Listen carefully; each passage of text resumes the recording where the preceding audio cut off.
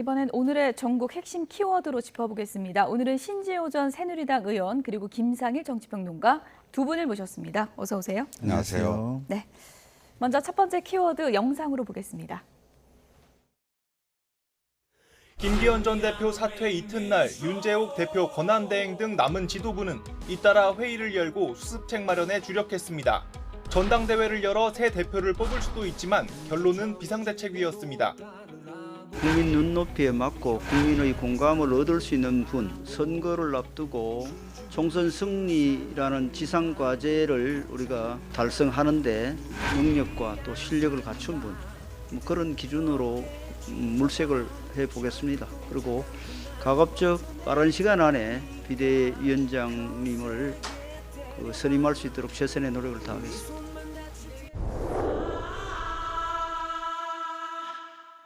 만약에 비대위로 간다면 중도 확장을 할 수 있는 분들 공동으로 저는 하는 게 좋겠다는 그런 생각입니다. 공동선 비대위원장보다는 한 분이 하는 것이 훨씬 조직을 운영하는 데 효율적이다.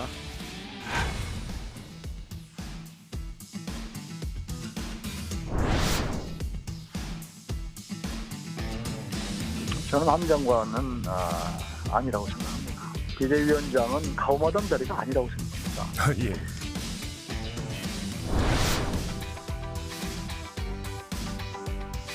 이년 혁신위가 2년 비대위로 이렇게 넘어가는 것이 어떻게 보면 가장 강력한 메시지를 국민한테 주지 않을까, 혁신의 메시지를.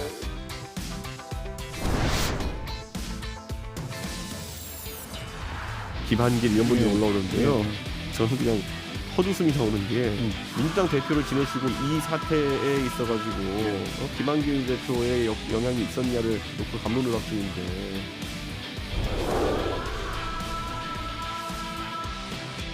국민을 위해서 필요한 일이라면 어떠한 도전과 희생도 마다하지 않겠다.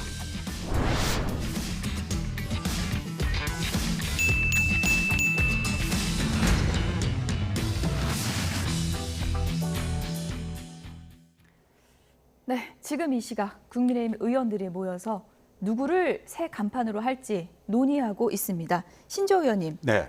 누가 될까요? 글쎄요, 저는 그래도 한동훈 장관 아니면 원희룡 장관 예. 둘 중에 한 명이 아닐까. 2파전. 예, 예. 그렇게 보고 있습니다. 왜냐하면 지금 총선까지 이제 4개월도 안 남았기 때문에 비대위원회를 띄우고 나면 바로 공관위원회와 이어서 선대위원회를 띄워야 됩니다. 그때마다 공관위원장은 또 이제 별도의 인물이 당연히 돼야 되겠지만요. 예. 그럼 비대위원장 따로, 선대위원장 따로 뭐 이렇게 할 수가 있겠는가? 그러니까 지금부터 당이 바뀌었다. 어떤 식으로 바뀌는가? 그 방향성을 제시해 줄 수 있는 그 인물을 비대위원장으로 옹립을 해서 예. 그 사람 얼굴로 선대위까지 가야 되지 않을까. 지금 이렇게 보기 때문에 이제 김한길 위원장이라든가 인요한 전 혁신위원장도 훌륭한 분이시지만 예. 당의 얼굴로 내세우기에는 약간의 좀 다른 거 아닌가. 그래서 한동훈, 원희룡 저는 둘 중에 한 분이 되지 않을까 이렇게. 변화의 상징을 찾을 그렇죠. 것이다. 예. 예. 동의하십니까? 저는 좀 다르게 생각하죠. 다르게 생각하십니까? 왜냐하면 지금 총선 승리가 가장 중요한 기준이고요. 그다음에 이제 윤재옥 원내대표가 제시한 거니 국민의 눈높이, 국민 공감이에요. 그러면은 그동안 국민이 공감할 만한 어젠다를 던진 사람들이 이 중에 누가 있었는가 이거 봐야 되고요. 예. 그리고 대통령 지지율이 굉장히 안 좋기 때문에 총선 승리를 하려면 그거를 좀 밸런스를 유지해 줄 수 있는, 균형을 잡아줄 수 있는 사람이 돼야 된다는 예. 거죠. 그러면 여당 내에 야당 이미지를 어느 정도 가지고 있는 사람이 돼야 되는데 지금 김한길 보면은 위원장이 모이네요. 예. 김한길 위원장도 이제는 뭐 대통령의 측근 내지는 뒤에서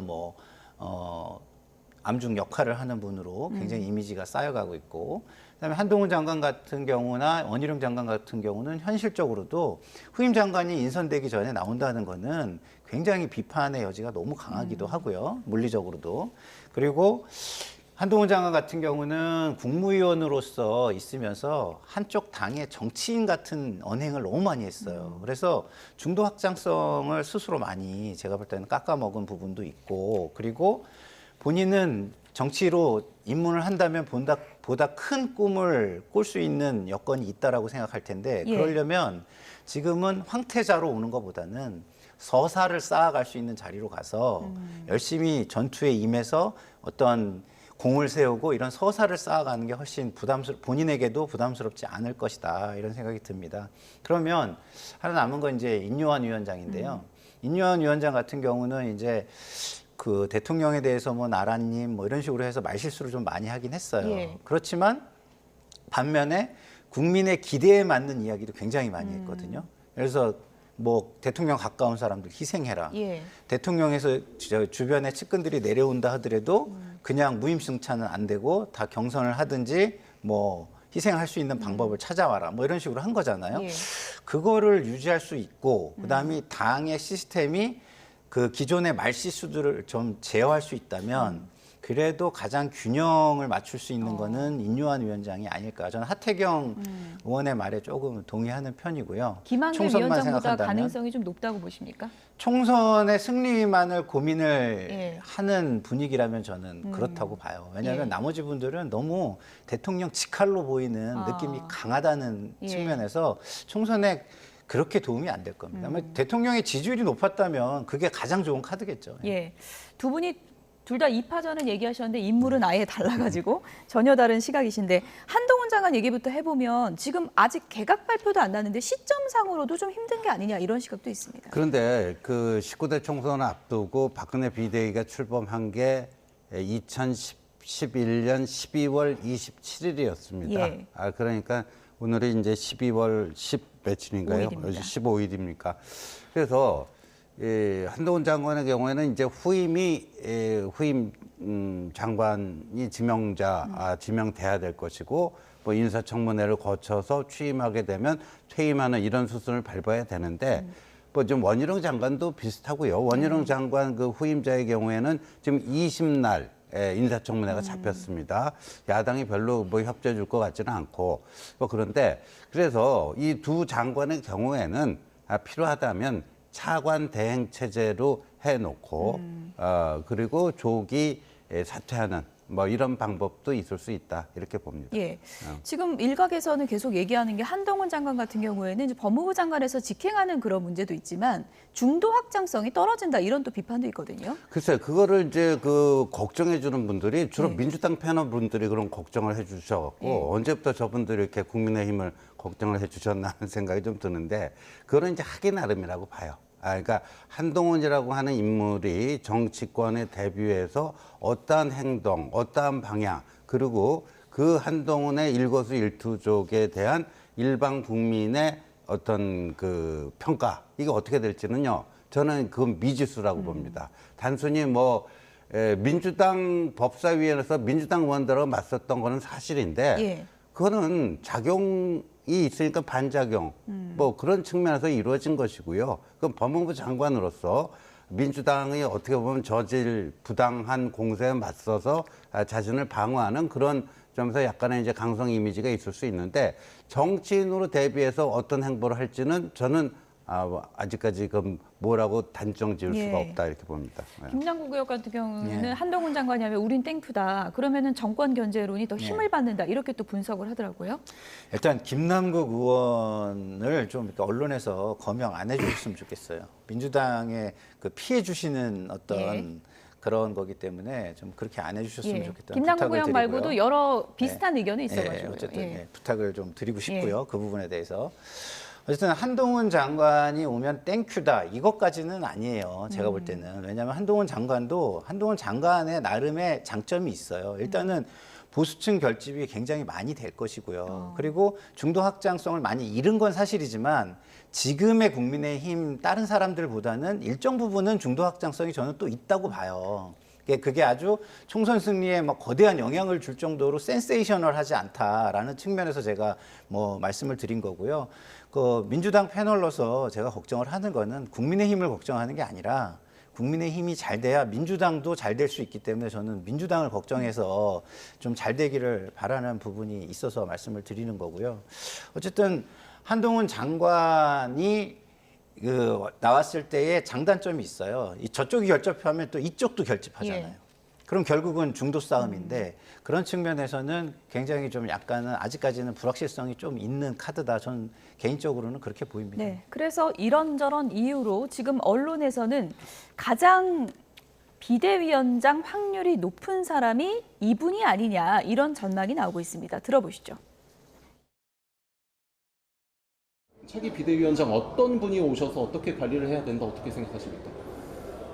그에 대해서 제가 드릴 말씀은 현재로는 없고요.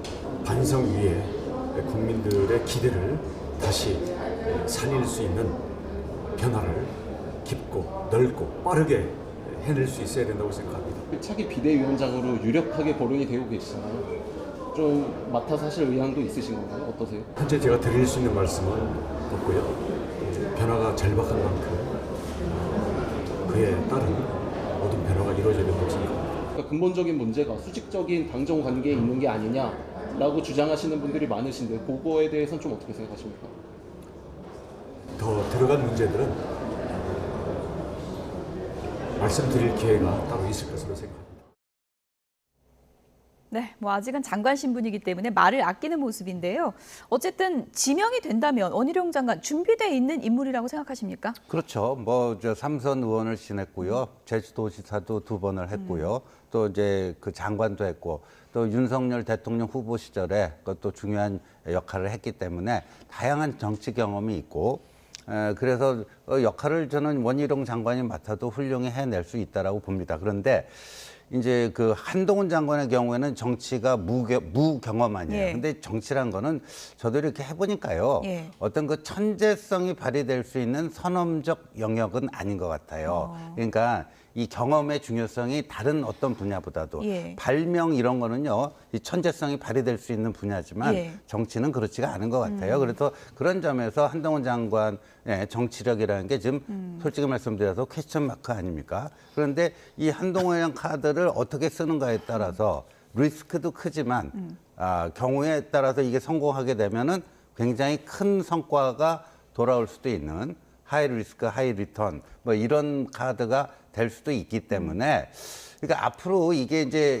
윤재욱 원내대표 대행 체제가 일정 기간 이어질 겁니다. 거기서 여러 가지 안들, 다양한 시나리오들이 검토가 되는데 예. 그러니까 원희룡을 내세웠을 때의 장단점, 한동훈을 내세웠을 때의 장단점, 뭐 전략적 관점에서 어떻게 접근하는 게 좋을지 뭐 이런 거에 대한 나름대로 치열한 내부 논의를 통해서 또 그런 공론화 과정을 통해서 어느 정도 이제 윤곽이 나오지 않을까 이렇게 보고 예. 있습니다. 만약에 원희룡 네. 카드를 꺼내야 된다면 어쨌든 지금 당이 굉장히 혼란스러운 상황에서 좀 안정적으로는 갈 수 있다 이런 또 의견도 많더라고요. 당이 뭐 평시라면 예. 저는 뭐 맞다고 봐요. 굉장히 좋은 카드라고 예. 봐요. 근데 총선 승리가 지금 절박한 상황이잖아요. 그거보다 더 중요한 건 없죠. 그러니까 지금 원희룡 장관 본인도 지금 이렇게 얘기하잖아요. 깊고 넓고 빠르게 변화하는 게 절박하다. 예. 이렇게 얘기하고 있습니다. 그럼 깊고 넓고 빠르게 변화하려면 가장 필요한 게 뭘까요?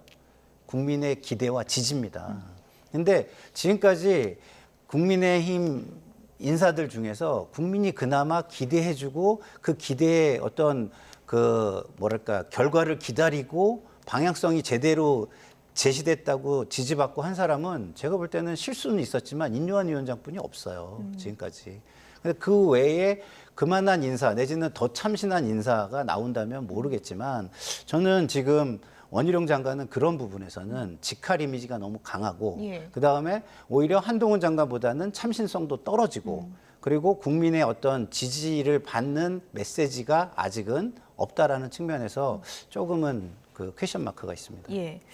인요한 위원장이냐 아니면 현직 장관 2파전에서 결정될 것인가. 지금 뭐 의총에서도 한창 얘기가 나오고 있을 것 같은데 저희가 그 얘기가 나오는 대로 바로 좀 전해드리도록 하고요. 어쨌든 지금 김기현 대표가 물러나겠다 이렇게 결심을 하면서 당이 이제 비대위로 가게 된 건데 김기현 대표가 물러나게 된 경위를 놓고 여러 보도가 나오고 있습니다. 윤심을 오독했다. 네. 불출마하랬더니 왜 사퇴했냐 네. 이런 얘기가 지금 나오고 있더라고요. 뭐 그 보도가 저는 정확하다고 봐요. 그러니까 이제 이 당대표직이 중요합니까? 본인이 배지 한 번 더 다는 게 중요합니까? 집권당의 당대표직의 무게가 훨씬 더한 거 아니겠습니까? 그런데 김기현 전 대표는 거꾸로 된 선택을 했다. 그러니까 우리가 보통 이제 선당 후사라고 얘기하는데 이건 예. 거꾸로 됐어요. 예, 자신이 5선 국회의원 배지 다는 것이 더 우선이다. 뭐 이러면서 당대표직은 내려놓고 울산 출마 이걸 강력 시사를 했는데 그 완전히 오독한 거죠. 그래서 그 이뇨한 혁신위원장과 김기현 대표를 동시에 불러서 비공개 오찬을 했을 때 대통령의 그 워딩이 언론을 통해서 공개가 되지 않았습니까? 처음 50%는 이뇨한 위원장이 해놨으니 나머지 50%를 당에서 해줬으면 좋겠다. 그는 김기현 전 대표에게 대통령이 일종의 숙제를 내준 거였거든요. 대표가 움직여야 된다. 예. 그러면 그 다음 날 월요일 최고위원회에서요. 이렇게 했었어야 돼요. 혁신안 6호까지 의결돼 있잖아요. 1호만 인준을 해줬잖아요. 최고위에서. 그럼 2호부터 6호의 거의 대부분을 최고위원회에서 의결을 해서 근데 그것들이 다 공관위에서 이제 실행을 해야 되는 것들이거든요. 최고위에서 의결된 상태로 공관위에 그걸 넘기고 또 본인은 불출마 선언하고 그리고 나서 그러면 본인이 그렇게 하면 그 다음에 이어서 장제원 의원이 불출마 선언할 예정이었거든요. 그렇게 가면은 나름대로 도덕적 권위와 리더십을 회복을 하면서 총선 지휘를 할 수 있는 대표 자리 뭐 이런 거는 충분히 유지할 수 있었고 그래서 총선 결과가 잘 나오게 되면은 이 집권 세력이 좋다는 게 뭡니까? 국회의원만 자리가 있는 게 아니잖아요. 뭐 다른 쪽 정부 쪽에도 얼마든지 좋은 자리가 있을 수 있잖아요. 그럼 김기현 전 대표는 또 다른 정치적 비약이 가능했는데 그거를 자신의 잘못된 판단으로 인해서 그냥 한꺼번에 다 와르르 무너뜨려 버린 게 아닌가 이렇게 싶습니다. 오독한 걸까요? 아니면 제대로 읽었는데 그래도 내가 국회의원직은 못 버리겠다 이렇게 생각한 걸까요? 제 경험이 이렇게 똑같은 경험이 한 번 있어요. 제가 이제 열린우리당 때 정동영 의장을 모시고 있을 때 그 소위 말해서 노인과 관련된 발언 때문에 굉장히 비난이 강했어요. 그래서 굉장히 압박을 많이 받을 때 그 당시에 그 정동영 당의장이 그 당대표를 내려놓으려고 했었거든요. 그랬더니 청와대에서 사람을 보내가지고 아유 당의 혼란을 막고 개인적인 희생을 해라. 그게 뭐냐? 개인적인 희생은요. 총선 불출마예요. 개인적으로는 당대표를 내려놓는 게 더 쉽습니다. 그렇군요. 왜냐하면 기회를 다시 볼 수도 있고 이 자리는 어쨌든 임기가 보장되잖아요. 근데 국민들이 볼 때는 당대표를 내려놓는 게 효과가 훨씬 큰 걸 내려놓은 것 같은 효과가 있는 거예요. 그래서 본인은 당대표를 내려놓고 싶어 했죠. 정치인 개인으로는 배지가 더 큰 거고. 배지가 훨씬 실리적으로는 배지가 훨씬 중요한 거죠. 그러다 보니까 그런 일이 있었는데 그 당시에 청와대는 총선을 어쨌든 관리를 해야 되니까 그때는 대통령 지지율이나 이런 것도 괜찮고 분위기 괜찮고 했기 때문에 안정적으로 관리해 줄 사람이 절박했던 거예요. 근데 지금 그 용산도 저는 그렇다고 봐요. 지금 안정적으로 관리는 누군가 해야 되고 거기에 그 플레이어들 뭐 이렇게 한동훈 장관이라든가 뭐 이런 사람들을 차세대 주자들을 전면에 배치해서 선거를 끌고 나가면 안정적으로 또 혼란을 막으면서 관리할 사람이 필요하잖아요. 그걸 원했던 것 같은데 제가 볼 때는 조금 본인이 좀 오독한 거 아닌가 이런 생각이 듭니다. 오독하기 직전, 그러니까 사퇴 결심 직전 1박 2일 동안 김기현 대표가 어떤 일정을 소화했는지 저희가 그래픽으로 좀 준비를 해봤는데 보시죠. 며칠 전 11일 윤석열 대통령 네덜란드 순방 갈 때 이제 환송을 갔습니다. 그리고 12일 밤에는 자택에 칩거하면서 일부 당 중진을 만난 것으로 알려지고 있는데 뭐 박성민 구자근 의원, 그러니까 최측근들이죠. 만난 걸로 알려지고 있고 그리고 당일에는 또 이준석 전 대표를 만났습니다. 정말 여러 사람을 만났다는 건 그만큼 고민을 했던 것 같고요. 그리고 저 측근들은 또 사퇴를 만류했다는 얘기도 있더라고요. 그렇죠. 근데 저 측근들 만약에 김기현 대표의 사퇴를 만류했다면은 그 국회의원들도 윤심을 오독한 거가 맞겠죠. 그리고 지금 김기현 대표가 전격적으로 당 대표직 사퇴하니까 가장 당황스러워하는 그 배지들이 있죠. 김기현 대표를 향해서 그만두라고 했던 당내 의원들을 향해서 뭐라고 이제 그 폭격을 가했던 예. 이른바 초선 의원들 굉장히 스텝이 꼬여버렸습니다. 그런데 저는 김기현 대표가 결국 이제 대표직은 버리고 5선 배지는 챙기겠다 이거 아닙니까? 예. 근데 그렇게 될까요? 저는 결정적인 패착은요 마지막에 이준석 전 대표를 만난 거 예. 이걸로 인해서 김기현 전 대표 그러니까 뭔가 내려놓으면요 큰 자리를 내려놓으면 그걸 보는 관객들이요 짠짠한 심정도 좀 들고 아, 저 사람 얼마나 괴로웠겠느냐 예. 이런 그 좀 연민의 정도 느끼고 해야 되는데 그게 전혀 없어요. 전혀 없고 도대체 이건 뭐지? 그리고 막판에 왜 이준석을 만난 거지? 이해할 수 없는 행동이다. 뭐 이렇게 되면서 김기현 대표에 대해서 우호적인 여론이 거의 없습니다. 이렇게 예. 되면은 그리고 말이지 어떻게 당 대표를 한 사람이 대표로서 자기 역할과 책임을 다하기보다는 자기 저 배지 한 번 더 다는 거에 그렇게 집착을 하는 거야. 이런 사람은 어떻게 대표를 할 수 있지? 뭐 이렇게 되는 거죠. 그래서 저는 그 5번째 배지도 오히려 더 힘들어진 거 아니다. 예. 힘들어지는 거 아닌가 이렇게 봅니다. 사퇴 발표 며칠 전 11일 날 윤석열 대통령이 네덜란드 순방을 가는 길에 김기현 대표가 환송을 했는데 저희가 좀 영상을 준비했습니다. 그날 영상을 좀 보실까요? 네, 보여주시죠.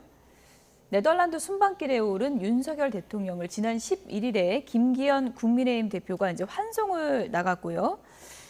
네, 준비가 되면 좀 보여주시죠. 그 환송 장면을 저희가 그림을 자세히 봤더니 네. 그때 윤석열 대통령의 표정이 전에 김기현 대표랑 악수할 때보다 좀 그렇게 보려고 해서 그런지 형식적이죠. 모르지만 좀 네. 형식적이지 않았나. 네. 표정에 많은 게 좀 담겨 있다. 이런 해석도 좀 가능하더라고요. 네. 그러니까 제가 봐도 그렇고요. 그리고 우리가 기본적으로 저런 장면들이 시사하는 것들이 굉장히 많잖아요. 근데 당대표가 굉장히 중요한 시기에 중요한 어떤 메시지를 줄 수 있는 예. 시기에 저렇게 형식적으로 인사를 하고 만다. 대표로서의 좀 마지막 인사가 됐어요. 그렇죠. 지금 따지고 뭔가 보니까. 예. 지금 뭐 불만이 좀 있다 이렇게 좀 느껴집니다. 그래서 그 김기현 대표가 지금 우리 신지호 의원님께서 잘 얘기해 주신 것처럼 좀 패착을 했고 개인적으로도 상당히 힘든 국면에 접어들었고 예. 앞으로도 굉장히 좀 힘들어질 수 있겠구나 이런 생각이 좀 많이 듭니다. 예. 이준석 전 대표와 가까운 하태경 의원도 이 전 대표 만난 건 좀 악수였다 이렇게 분석을 했습니다. 들어보시죠. 사퇴 직전에 마지막 상의한 사람이 이 전 대표 탈당하려고 하는 전 당대표다 해서 스스로 뭐 불필요한 오해를 많이 좀 자초를 한 것 같아요. 당대표로서 누구를 설득을 하고 왔다? 그럼 당대표를 계속 유지할 생각을 했다는 거 아닙니까? 이런 식으로 좀 합리적으로 이해가 안 되는 행동을 한 거예요. 이 대통령의 생각은 저는 그런 것 같아요. 혁신위를 좀 존중해줬으면 좋겠다. 이념 혁신위는 표직 사퇴까지는 요구하지 않았잖아요. 그러니까 이제 불출마 정도였어요. 불출마나 뭐 범죄 출마나 이 정도를 공개적으로 요구를 했고 김기현 대표 머릿속에서는 좀 개인이 먼저였지 않나. 개인이 먼저였지 않나. 나는 끝까지 살아야 된다. 대표직을 내려놓더라도 당이 어떻게 되든 상관없이 뭐 이런 선사후당이었지 않나 하는 생각입니다.